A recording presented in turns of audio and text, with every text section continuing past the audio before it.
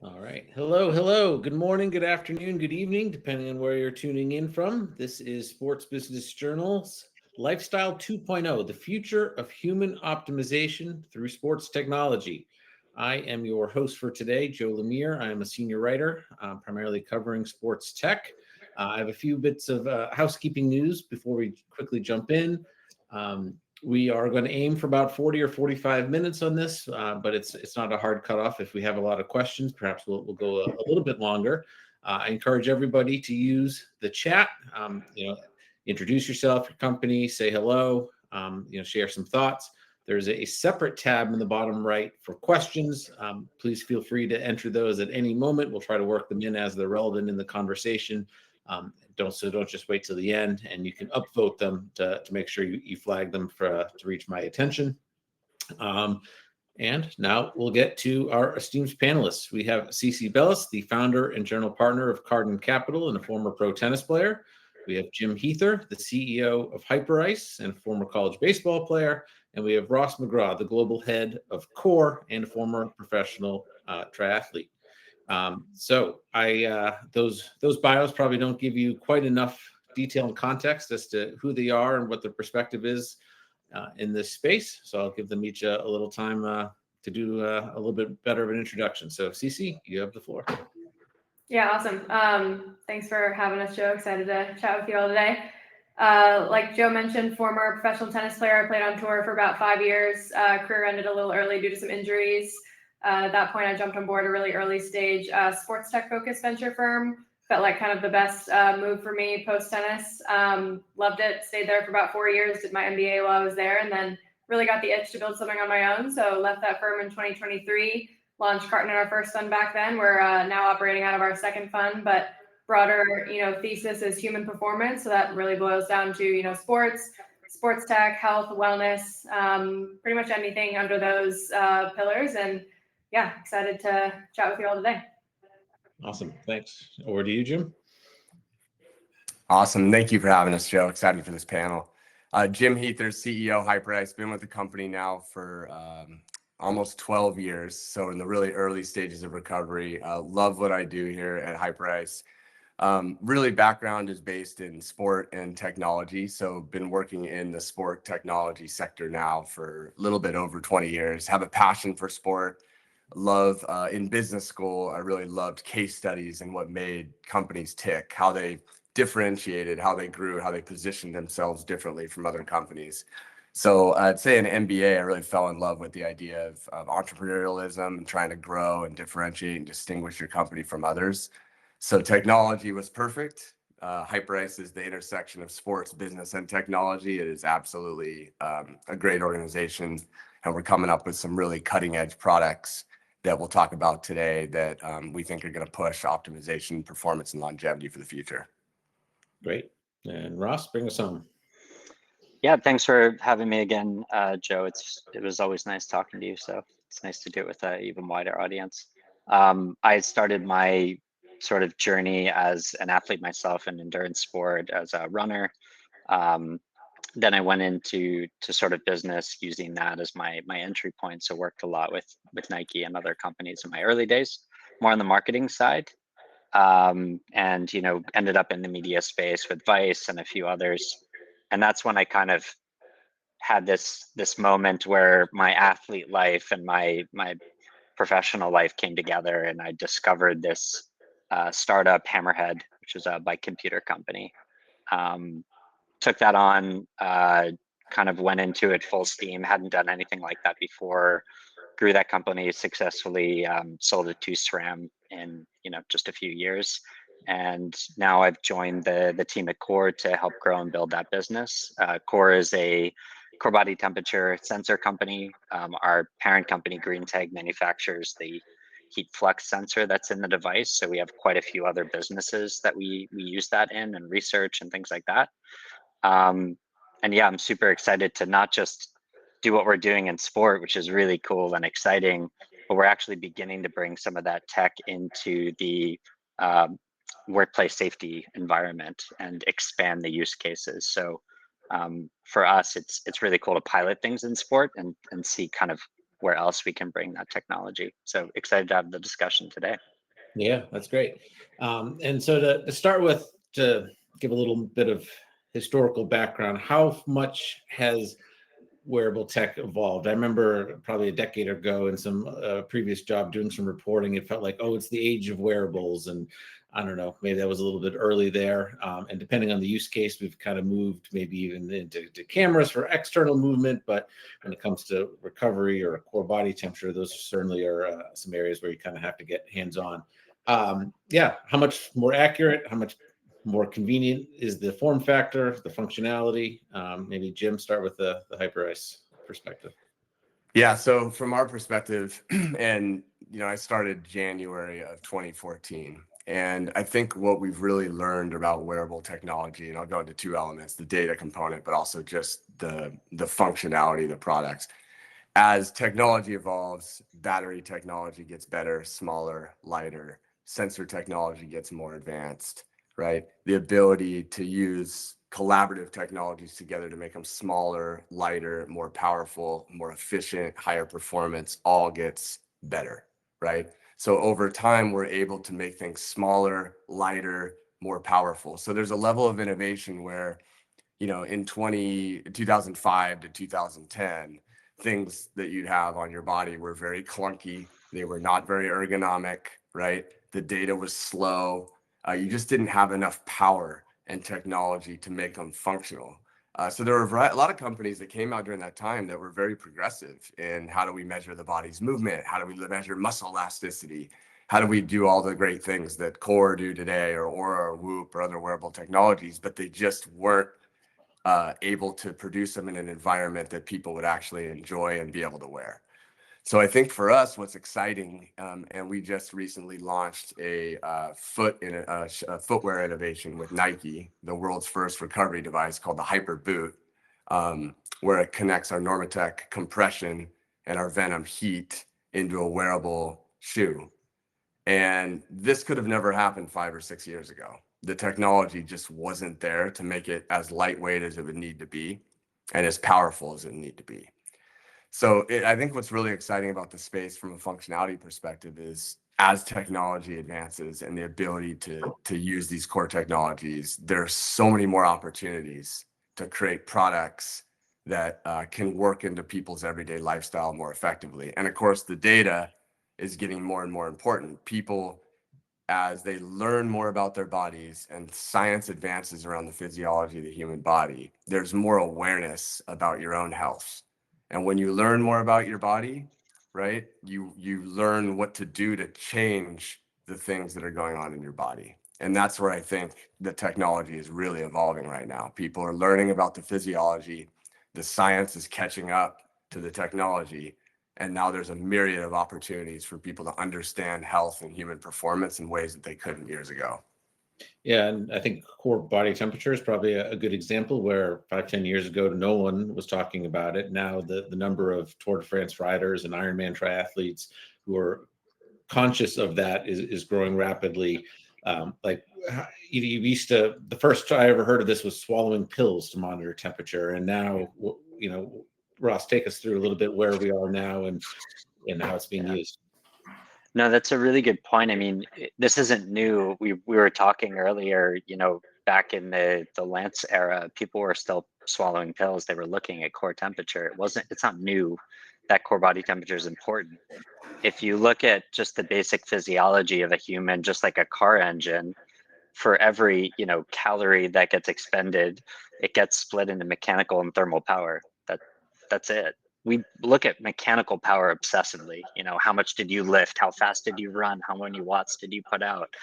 But we stop paying attention to the thermal watts, the 80% almost that we're generating and dissipating through heat. And if we can't do that, we start to limit the mechanical power. And that's a game changer for any athlete. We've got a bunch of high rocks athletes that are using it. There was an influx of cross-country skiers that started all of a sudden ordering. It's really interesting to see how it's evolved. It sort of had this early tech, like you said, Jim, that wasn't in a form factor that was non-invasive, continuous, accessible. And now we've brought, our first gen product was in a form factor that, like you said, was a little clunkier, a little bigger, not ideal. It's gotten a little smaller. We had a new gen product come out last year, and it still attaches to your heart rate strap though. It's still an extra thing. So we've even gone a step further. I mean, the Withings watch that I have on right now actually has our heat flux sensor inside it. So we're doing the same thing, right? This is really important. That's not new. It's how do we get it to people in a meaningful way? And what's even more interesting there is the sensor is part of it, but how do you put that together? Even if you use AI, you need more data points, you need more actual information, because I'm going to make up a number here, but a lot, 90% of the insights that you're getting on whatever wearable are HRV based. It's all heart rate based. So if all you're getting is heart rate, that's all you understand. You're just looking at different permutations of the data. Well, the more data points, the more you can do with that with AI and future tech. So there's a lot of really cool, exciting stuff. When it gets smaller, we can get more sensors in there. We can get a better idea of what's going on with this mystery that is the human body. Yeah, that's a great point. And by the way, just for today, I've got an Apple Watch, an Oura Ring, and a Whoop strap. So every heartbeat is being measured in triplicate.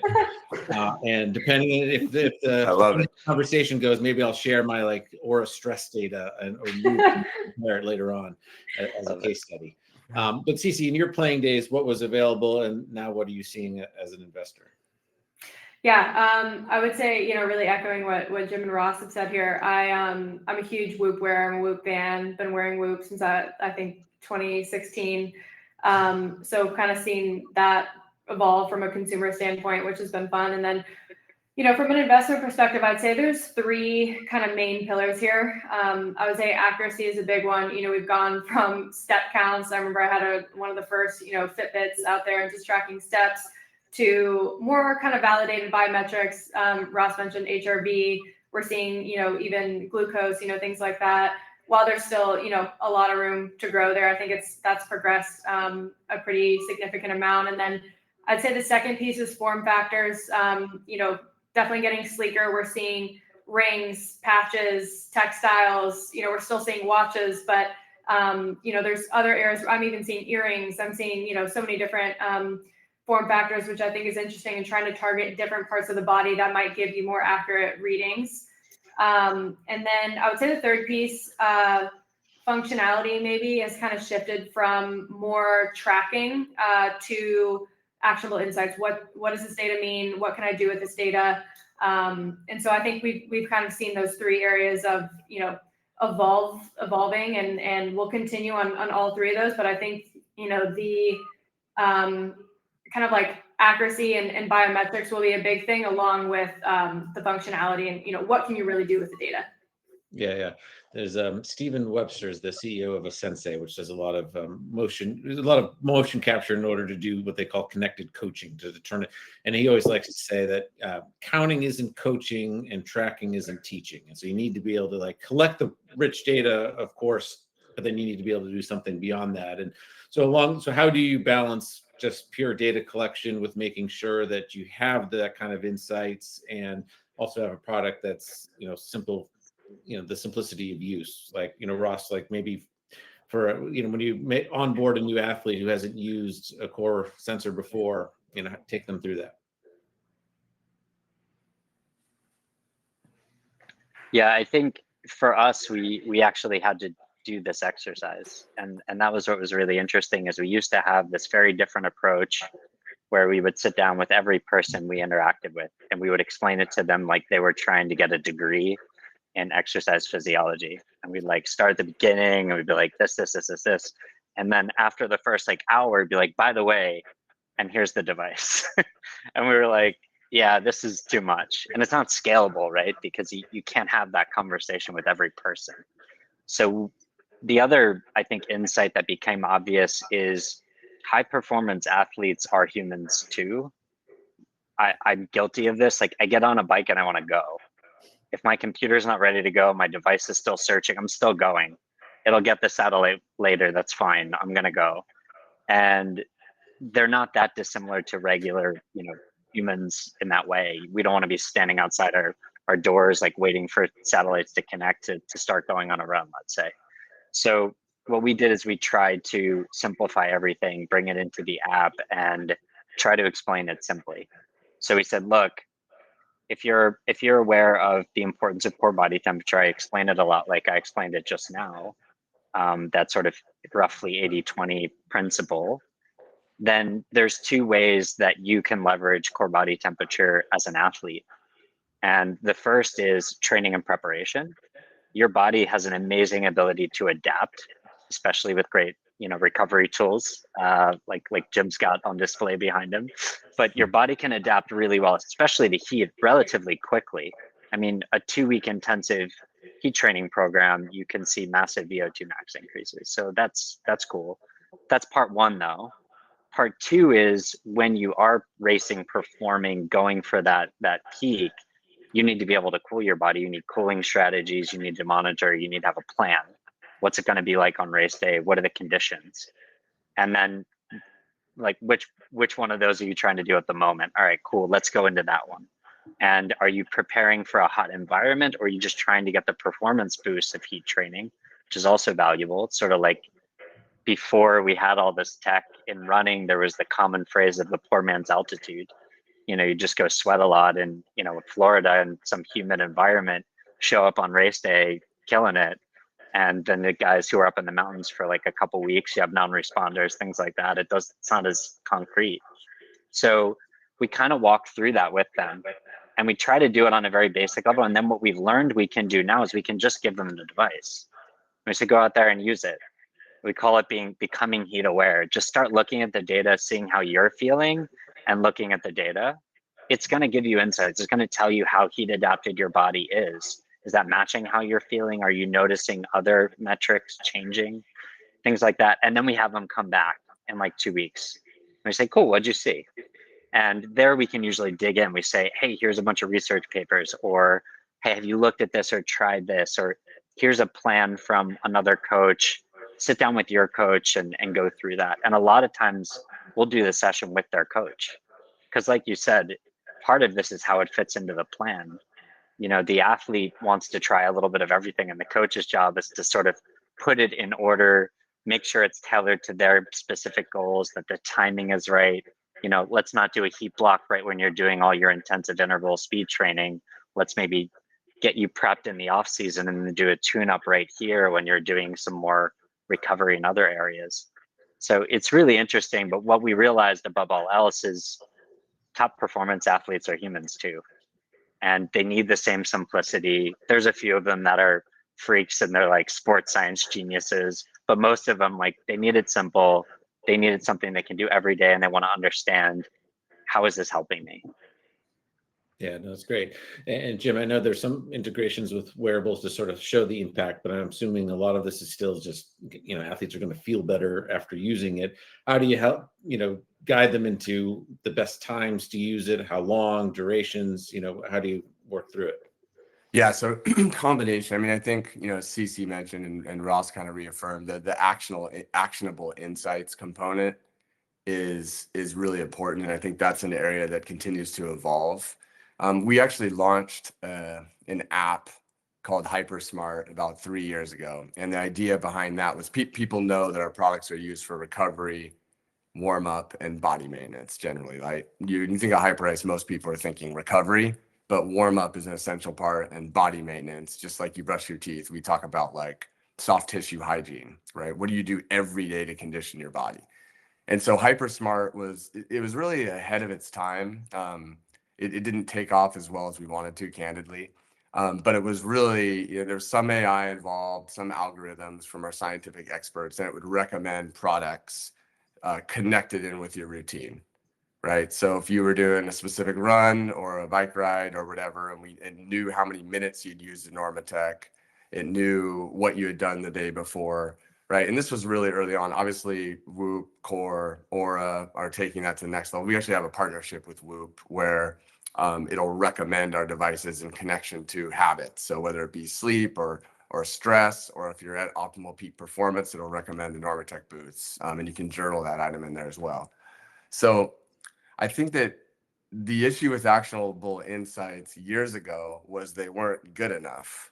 And so the consumer is smart these days. Their expectation on recommendations is very high, and you lose people very quickly. So I think really having accurate data and being able to make the insights sticky, so you're gaining valuable insights every day. If you get the same insight every day because you're doing the exact same thing, it becomes non-valuable to you, right? And you move on and you use it less frequently.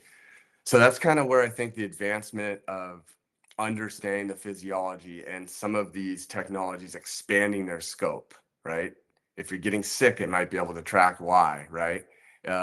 Finding out physiological insights every day, things that are different in your body and taking different measurements in connection to your activity is where it becomes really sticky. And for us, we want to show, because we make physical devices, how those impact the physiology of the body in more of a data-driven way. To your point, Joe, humbly, everybody gets out of their Normatec booths and says, these feel amazing. I feel light. My circulation feels great. I could run 10 miles. I'm ready to do a marathon. I'm recovered. Like that's a normal experience for people, but why and when, right? When do you use it and why, and what is it actually doing to the body and how, and what's the optimal time to use and the period of time and the level of duration and the compression setting, the heat setting for our hyper boot. That's kind of the next phase for us, so we can provide more accurate data points and people understand how it's changing their body. Mm-hmm. And Cici, as much as we all love working in elite sport, I'm assuming the larger market that you're more interested in is those that do have more ability to go downstream. So how are some of these devices being adapted for general wellness? I think longevity, health span are some of the buzzwords, of course, maybe even workplace health.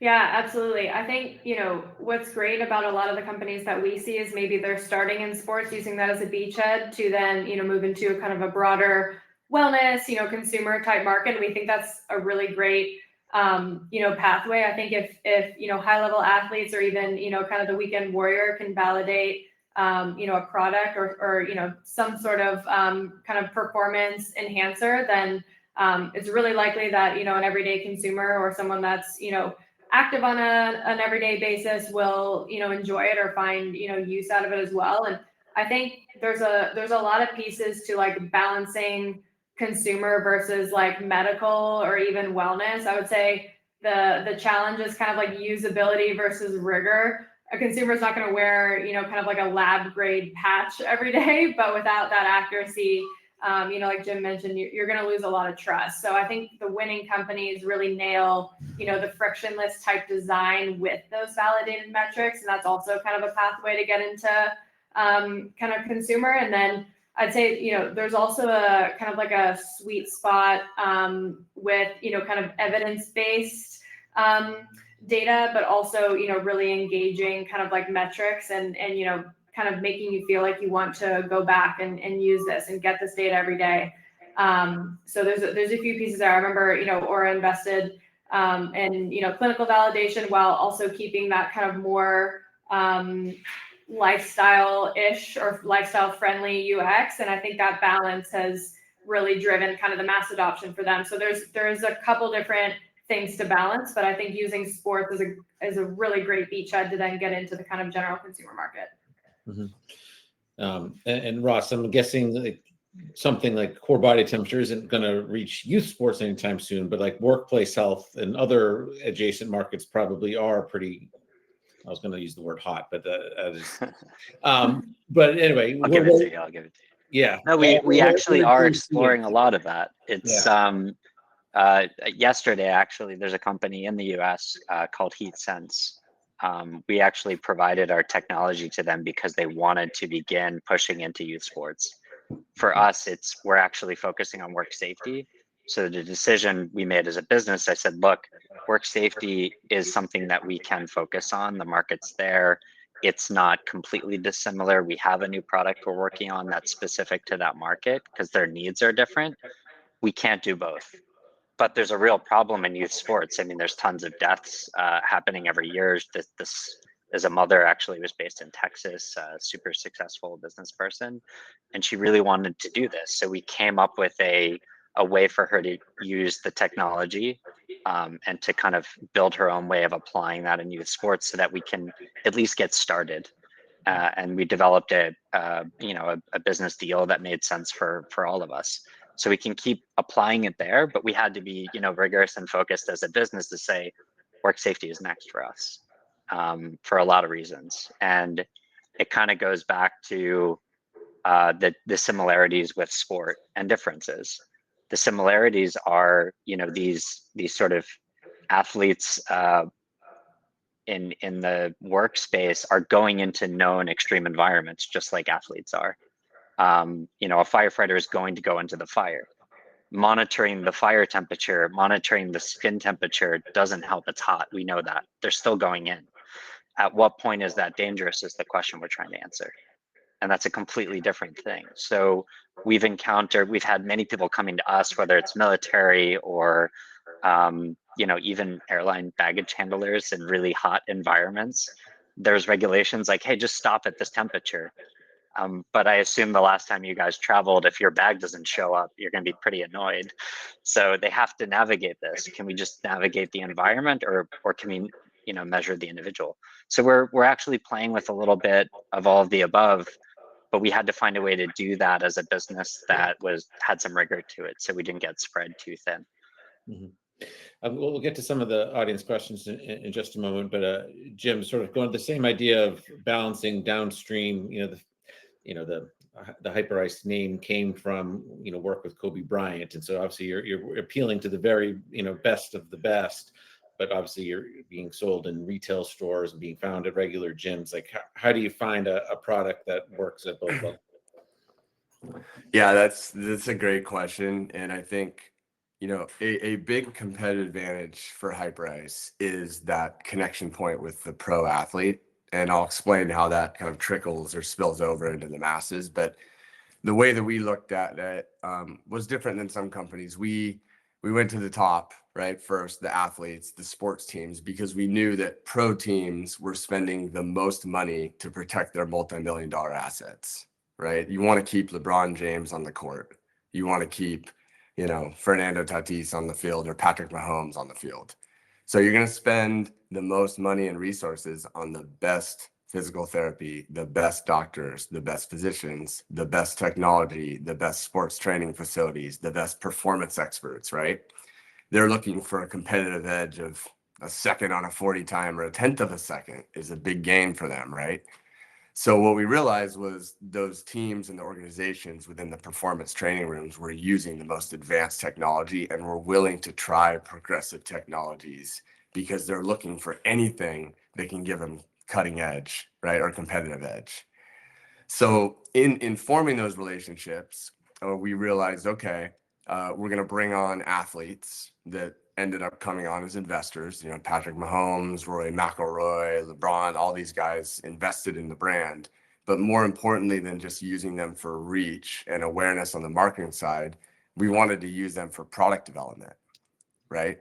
Extra motivation for them to try our products, give us insights early on in the development on how they're impacting their body, how we can make them more aesthetically pleasing, more functional, right? How we could adopt different uses of our technologies, what modalities that they're seeing in the training room that they're really excited about.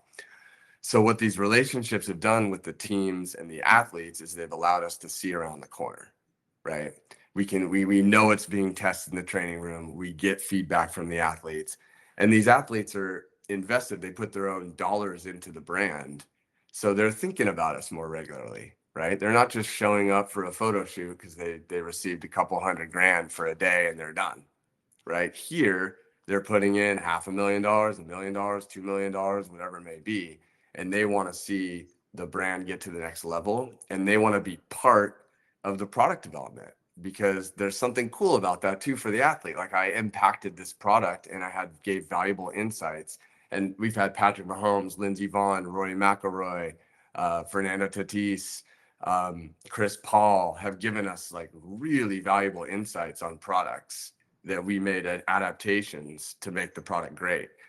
But what connected all those athletes, and my point around the broader ecosystem, to the brand was that, you know, Hyperice was representing a movement to impact every human to help move and live better, right? The mission was far beyond just the athlete. And that's, I think, the cool thing about this brand and this space for all of us is we can use the athletes as a proving ground, and we can continue to prioritize them, which we do, because they're looking for performance and longevity in ways that not every human is. But we're taking these learnings and applying them into products that can affect everybody's lifestyle. And I'd say, like, the target market for us is the four of us on this call and the other hundreds of listeners today watching, right? It's not just LeBron James or Patrick Mahomes. So I think that connectivity is what makes the space really cool. And that's certainly what I get really excited about is, and we talk internally when we talk about revenue, it's not necessarily just like, here's our dollars, here's our revenue. It's how many, the revenue is a reflection on how many people we're impacting throughout the world. And when you're changing the physiology of the body, you're having an impact. You're seeing people, hey, my back was stiff and sore, and now I feel great. I can move again. I can play with my kid.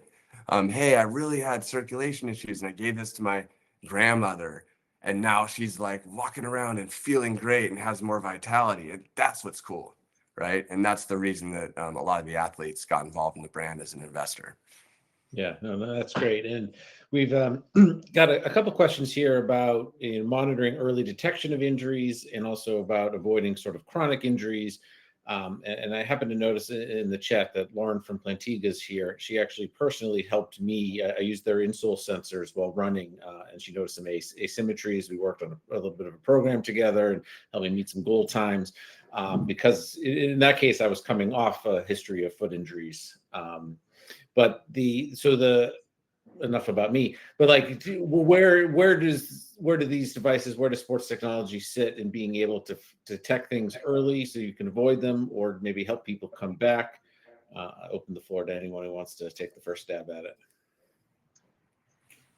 I can share maybe a founding story. Yeah, sorry, go ahead. Go for it, Ross. You go first. All right. Our founding story is part of what got me involved. You know, I wasn't the founder, but it got me interested. So at the time, I was still at Hammerhead, a bike GPS computer company. I kept hearing about this device. They wanted the data on the screen. What's going on here? And I looked up Wolf Glotz, who's the founder. And Wolf isn't an athlete necessarily. He knows way more about endurance sport than I do, which is really fun, but he wasn't an athlete himself. But what got him thinking about this is he was an engineer, and he saw, you know, there was an Ironman race and there was an athlete. It was Sarah True, I'm pretty sure. And she was like within sight of the finish line, and basically went from winning the race to collapsing and not finishing, lost her Kona spot, like complete disaster. She could have walked. If you did the calculation, she could have just walked for the last little bit and easily still got her Kona slot, everything she wanted. But she wasn't aware that her body had overheated. And that's where he started looking at this heat flux sensor that we were at that time really just using for laser calibration, which we still sell it for that purpose, and for machines and things like that. He's like, wait a minute, the human body is kind of a machine too. And that was actually the starting point, was how do we keep people safe? How do we make them aware of their internal core temperature so that we can keep them safe? Now, it turns out athletes respond way better to performance enhancement than, hey, we'll keep you safe. So we do lean into that message more, but there's a lot of really interesting data about, you know, if your core temp is higher, your heart is working harder to pump blood faster. If you have a heart issue, you need to keep that in check. So for us, it was really interesting. That's what got me involved in the beginning was, wait a minute, this is really that important. We can change the way people function. That's why we're going into this work safety space, is we can actually change how people monitor and stay safe in extreme environments. And unfortunately, the world is becoming a more extreme environment. Mm-hmm. Cici, you had something to add? Yeah. No, love that piece from Ross. I would say there's a few areas here. There's definitely wearables like Plantiga. I've actually, when I was playing pro tennis, I used Plantiga and loved it. as well. And I think there are wearables that can help you track like asymmetries and things like that when you're running, walking, a lot lower body. There's also, you know, insights from wearables that you can take in terms of like recovery, and, you know, I guess mesh that with your training load and try and, you know, create a good balance. I'd say there's areas like that. One of our portfolio companies actually, Springbok Analytics, is using kind of like MRIs and a quicker version of MRIs, and they're using technology to basically like better predict where injuries are going to happen. And I would say that's, you know, maybe a third piece of this, like taking even outside of wearable data and different kind of modalities to understand, you know, what is this load management? Because I think load management is the biggest cause of injuries in all, you know, professional sports. And, you know, whether it's wearable technology, other types of, you know, software that can, you know, help better manage the load is where we're kind of seeing the most innovation and where we're most interested in. I think if I'm tying it back to tennis, you know, the tennis season is known to be too long. You know, we go from January all the way, you know, through basically November at the highest level. And that gives athletes, you know, a couple weeks at the end of the year to rest up before you start training again. And I think to better understand, you know, periods throughout the year where you need to take time off, or periods throughout the year where you can kind of push your training more based on like how well your body's responding. A lot of that does come from wearable data, and you can, you know, tie it to a lot of different things in terms of, you know, scheduling tournaments versus training on court, off court. You know, there are a lot of different pieces that you can bring into this, but it definitely, I think, a lot of times boils down to load management. Mm-hmm. All right, here's the update. I am stressed. Apparently, moderating this panel is a lot harder than it looks. Although actually, Whoop doesn't have me quite as high on there, so we got a little bit of a disagreement here. That's awesome.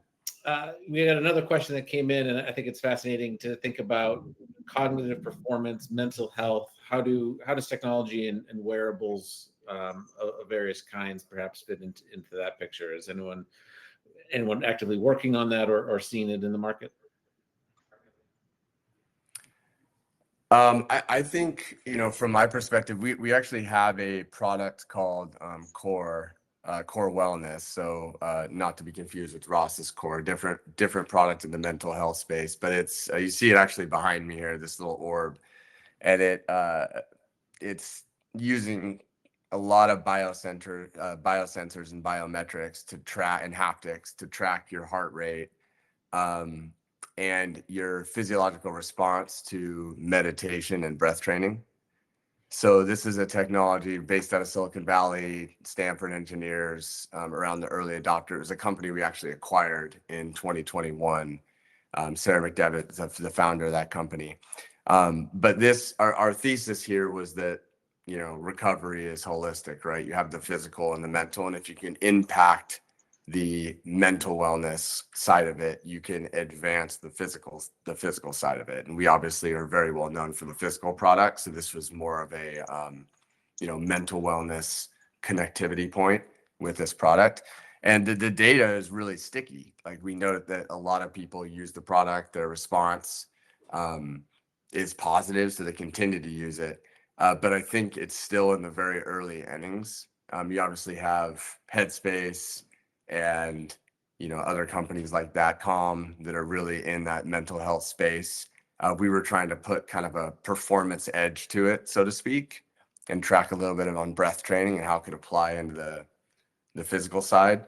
And I'd say so far it's like a medium success, candidly, and partially because I think our audience is a little more trained to expect physical components with our products and technology, and this was a little bit of a departure from that, but we're still working on it. And I think it does play, like, you look at Naomi Osaka and Rory McIlroy. Obviously Naomi, tennis player, Cici, like, she's one of our investors, and Rory also super passionate around the mental wellness side of recovery and performance. Obviously investors on our side love the integration with this particular product and how we can advance it. They both were participating in the app and its launch. And so I think it's emerging. I think it's growing. I think the form factor is still unknown on what's going to be the right form factor and the right modality to make that really connect with the consumer. But there's a lot of open space there, in my opinion. I would say as an athlete, 100% echo that. I've actually used that device, Jim, and I personally love it. But when I was competing, I was also working, full time. So what I would do is this calculation of like how much physical strain I put on the body. I'm going to go to the recovery studio at lunch. I'm going to get up at 4 and do a master's swim and then come back and walk with the family. Then I'm going to bike in the evening. But I knew I needed to fit in, a meditation. So I get up early enough to do that first. Then I go do the swim. And I was even looking at, different sort of neural cues and neuromuscular cues to increase efficiency, things like that. So the mind-body connection, man, it's tough when it comes to sensors, right? Like you're not getting a lot of feedback there.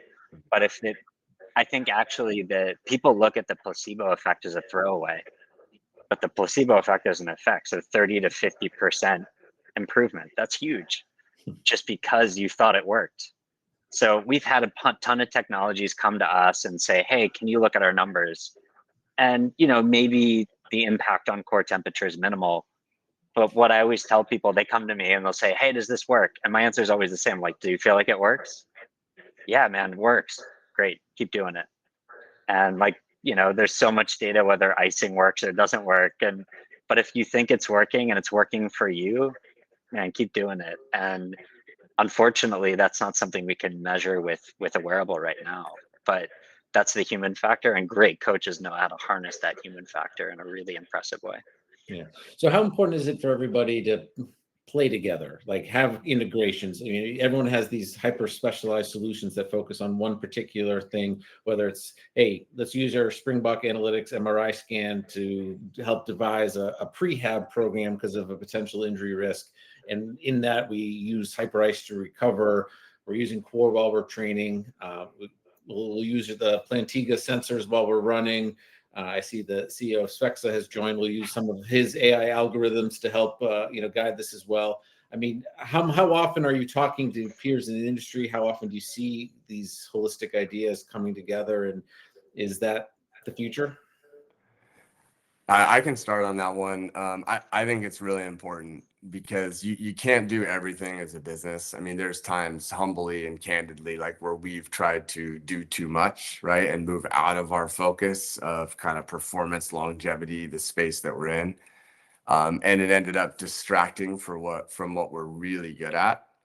5 or 6 years ago, I remember I was talking to investors and are you guys going to develop like a Whoop Aura type device, like a wearable device? And, that came up and there were some questions around that. And, Whoop was doing an awesome job and still is. And, Aura is doing a great job. Core, you guys are doing an awesome job. So, and you're specialized, right? You have engineering teams, you're constantly extrapolating data, looking at insights. And for us, it was an accelerator. We partnered with Whoop, right? It was a benefit for both. They were looking for something to recommend because they had actionable insights, something that could impact their metrics and data positively for their consumers. We make technologies that do that, right? We were looking for more education and data points to teach people about how the products are impacting their body. Whoop had the analytics, the sleep data. You could see how Normatec's impacting your sleep, right? So that created a force multiplier for both brands, right? It was a win-win. You mentioned fitness earlier, Joe. Like we have partnerships with Equinox and Lifetime Fitness, where we're elevating and building recovery rooms for the users at Lifetime and Equinox, and they're offering a new amenity that increases the way people feel, increases the satisfaction of going into their facilities because their body feels good and they can engage in the platform more, right? Orange Theory, same thing. We're impacting the metrics of how people are performing within the Orange Theory platform, and that's a positive for them. So, everybody wants the segment to own, but I do think it's really important to be able to look at strategic partnerships as a force multiplier.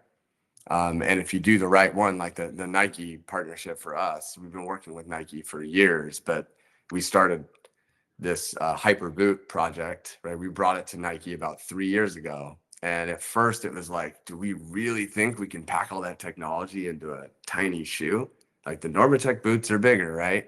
How are you going to get compressors and technology and like also make it comfortable and fitting? And the teams worked closely together, meeting together, 2 times a week in Oregon or at Irvine, back and forth engineering teams. And we ended up coming up with something awesome that fit the Nike ecosystem and also delivered the performance that Hyperice expected on the recovery and warm-up side. So I think it's really important, and I think opportunities to connect with other great brands that are doing really exciting, innovative, and progressive things in the industry can oftentimes be an accelerator. Mhm. Yeah, I couldn't agree more. I think Jim really hit the nail on the head. If there are wearables or even companies out there that are trying to win the entire industry, take on too much, I think their data and their accuracy slips, and it slips a lot, and you can see where it does slip. So I would say finding those companies that do 1, 2, 3 things incredibly well, and you can trust their data is accurate. You find yourself changing your lifestyle based on the data that you're getting in a good way. And a lot of times, like Jim mentioned, they're looking, these companies are looking for strategic partnerships. It's going to elevate, the end consumers, experience with the brand, and elevate, maybe their experience, using it again with a different, technology or wearable, after that. So I would say there are companies in the space that we're seeing that are trying to take on too much, but it's not as interesting for us. It's more interesting if you can, focus on a really specific niche, do it incredibly well, and then boost yourself with these kind of strategic partnerships, or have, platforms that, maybe have open APIs with different companies that you can kind of like look at as a baseline. A lot of pro athletes have teams that have these platforms that can connect with a lot of different wearables, technology, things like that, to get a better look at their real baseline data. So I'd say that's an angle to it. But yeah, I would say definitely focusing on fewer things and doing them at a higher level, rather than having the data or that accuracy slip, which turns into trust issues for sure from the end consumer. Yeah. And you talk about the accuracy part. Part of the I had actually taken a little bit of a break from Whoop, but when they came out with the new medical grade device, I decided to try it again. And if I really wanted to get into participatory, I could have done an EKG while we were sitting here. How important is that when you're evaluating companies to have that sort of stamp of approval? And is there how do you assess that balance between clinical validation and consumer appeal? Let me start with you, Cici. Yeah, 100%. So I would say, I think I maybe mentioned this piece before, but there's kind of a sweet spot. I would say it has to be evidence-based, whether it's, clinically validated, whatever it is, but engaging as well. So there has to be some sort of crossover there, in our opinion. We love to use the example of, Aura. They have done a great job investing in that clinical validation, but also, having a really kind of user-friendly and more wellness and kind of lifestyle friendly UX. And so I would say finding that balance is really really important. And we're going to see that evolve and evolve even into kind of better form factors, I would say, and even more accurate data and an even more engaging kind of UX from a consumer standpoint. We're seeing all these companies do a great job at evolving themselves, but I think there's even a lot more room for growth. Whether it's in wearables, and obviously Core is doing an incredible job there, but understanding how the consumers want to both ingest the data, but also how they want to change their lives into using this data. I think that's the biggest thing. I wear a Whoop because I think the data is accurate enough, and my baseline is important for me to see every day to adjust my lifestyle based on it. So I would say having that piece, that stickiness, is the most important part for a lot of these, wearable companies. And what we're looking at is it has to be really sticky in terms of these users, and I guess end consumers kind of changing their routine and changing their life based on the data that they're getting, and having it be as important to them as something that they would rely on every day. Mm-hmm.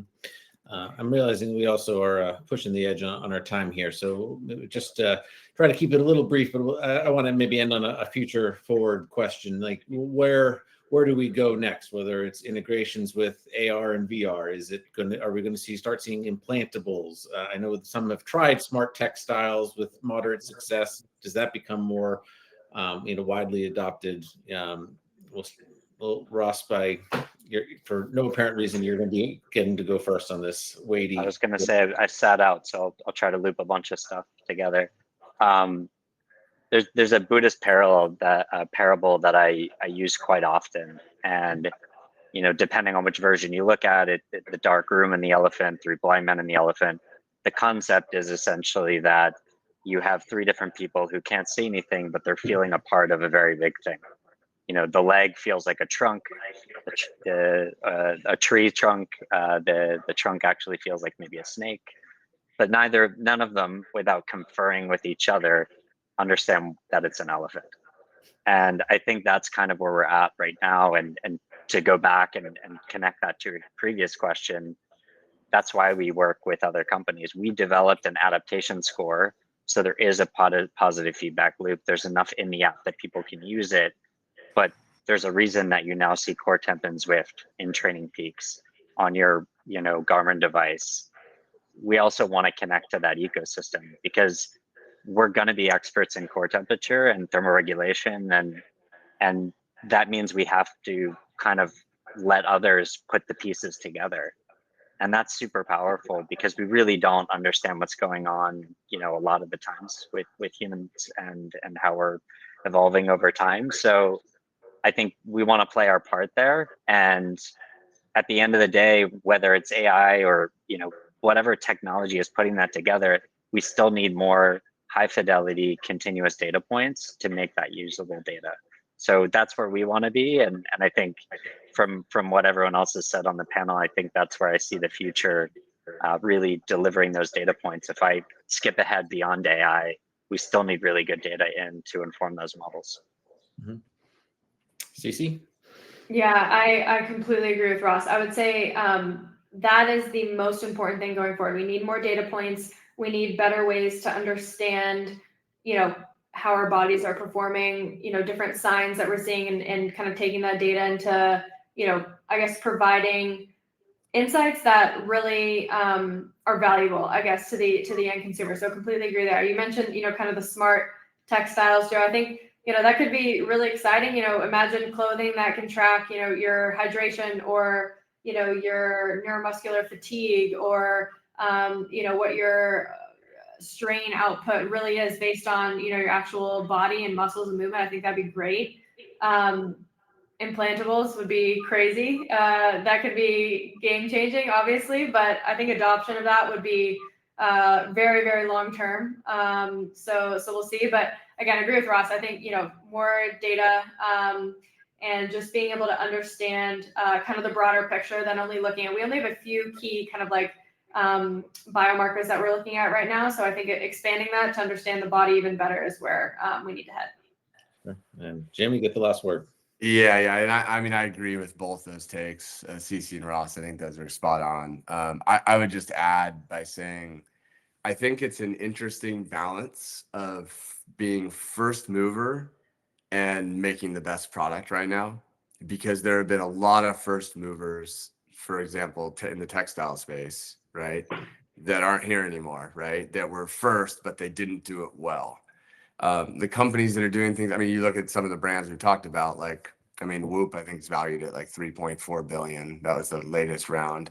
I just saw 8 Sleep did a $100 million fundraise, right? You have Aura that did a $96 million raise for the defense contract with the Pentagon, right? So there's a lot of money pouring in. Those 3 companies are very focused, right? And have been for a long time around really what they're doing well. So, a lot of times this is one of those, is it speed to market? Is it who's doing it best? And it's got to be like some combination. There's going to be, you got to kind of, in a weird way, nail both here, I think, in some of those spaces. But I think this is one of the most exciting times for technology advancement, certainly in my career, because everything is moving fast and there is a lot of advancement in tech that's happening at a far more accelerated scale than there was even 5 years ago. And there's a lot more money out there, which just speeds things up, right? More engineers, more focus, grabbing people from other companies. Like you see just Tesla and Rivian in that space and how they're going back and forth with people and know-how. So I'm really excited for it. And I think that, the next 5 years, we're going to see some major advancements, data insights, and then changing habits positively are going to be two key things that I think drive outcomes. Mm-hmm. Even jumping off of what Jim said, totally agree in the sense that there needs to be a balance between like first to market and like best in market. And I think consumer education, especially with like the really intricate pieces of data, is such an important piece here. And who does that the best, I think it makes that like the friendliest and the easiest, is a huge piece. But I completely agree with Jim. Well, my Apple Watch is telling me that it's time to stand. So I guess we're all done here. Thank you very much to our panelists, Jim, Ross, and Cici. Appreciate your time and your insights. Thank you to everyone in the audience for tuning in. And please come back next week for the next SBJ Live. This is Joe Lemire signing off.